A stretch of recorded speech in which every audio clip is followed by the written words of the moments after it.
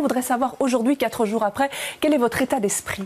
Alors c'est un peu comme la gueule de bois, et donc lundi j'ai voulu vraiment aller au marché annuel rencontrer tous les forestois parce que c'est vraiment une population à laquelle je suis particulièrement attaché.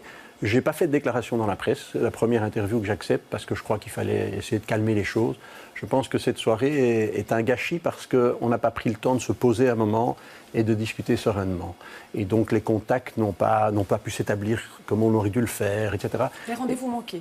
Des rendez-vous manqués, c'était vraiment, moi j'avais l'impression d'un vaudeville où les portes claquent et où on se rate chaque fois. Voilà. Alors que, il y a une possibilité d'entente et on a travaillé ensemble pendant 6 ans avec certaines faiblesses, évidemment, qu'on a essayé de corriger de part et d'autre. Avec Écolo? Avec Écolo, oui, tout à fait. Ouais. Alors on va revenir justement sur une des séquences de la nuit avec Zakia Khattabi qui était à votre place hier, on l'écoute.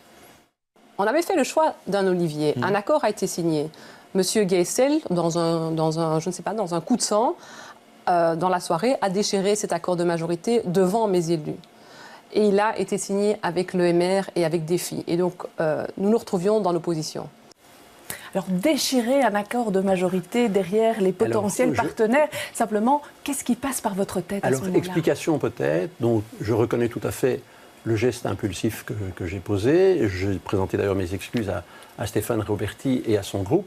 Ce n'était pas un accord de majorité, c'était l'acte de présentation de Stéphane Roberti comme bourgmestre, que j'avais moi-même commencé à remplir. Donc c'est bien la preuve que je n'avais absolument aucun problème.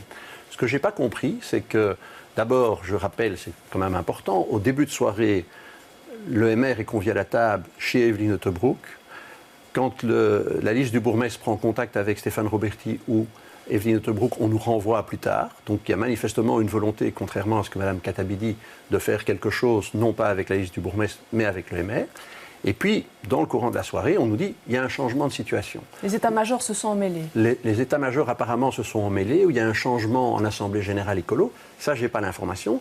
Et je dis, pas de problème, retrouvons-nous tous dans mon bureau à l'hôtel communal. J'arrive, nos élus de la liste du bourgmestre sont présents, 2 élus de la liste Écolo sont présents, les autres pas, ce que je trouve déjà dommage. Premier rendez-vous manqué ou encore un rendez-vous manqué.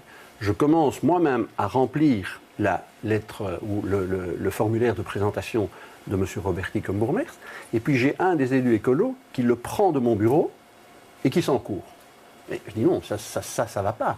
Et donc là, c'est vrai que j'ai eu une certaine colère, et quand, dans le courant de la soirée, devant tous les élus écolos, j'ai pu récupérer ce document, là, j'ai eu un geste impulsif, parce que je trouvais que la manière dont ce document était parti de mon bureau... Et avait été rempli. Voilà, j'aurais préféré qu'on s'asseye calmement et qu'on puisse discuter.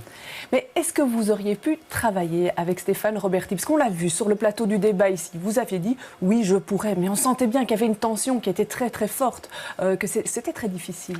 Alors, j'ai reparlé à Stéphane depuis, et donc on a établi tous les deux qu'on aurait pu travailler ensemble. On a travaillé ensemble pendant 12 ans. C'est vrai qu'on a eu quelques accroches, plus ou moins sérieuses, plus en fin de législature peut-être, mais on a chaque fois pu s'entendre. Au collège, c'était généralement des collèges calmes, il y avait de temps en temps un haussement de voix comme dans tous les collèges à mon avis du pays, et puis on a quand même démontré aux Forestois qu'on a pu avancer. Aujourd'hui, moi d'abord je voudrais par rapport à tous les gens qui sont engagés derrière moi dans la liste et qui ont fait un travail formidable, les remercier. Remercier aussi les Forestois qui nous ont fait confiance en nombre. On est quand même la 2e formation politique de Forêt à 126 voix près.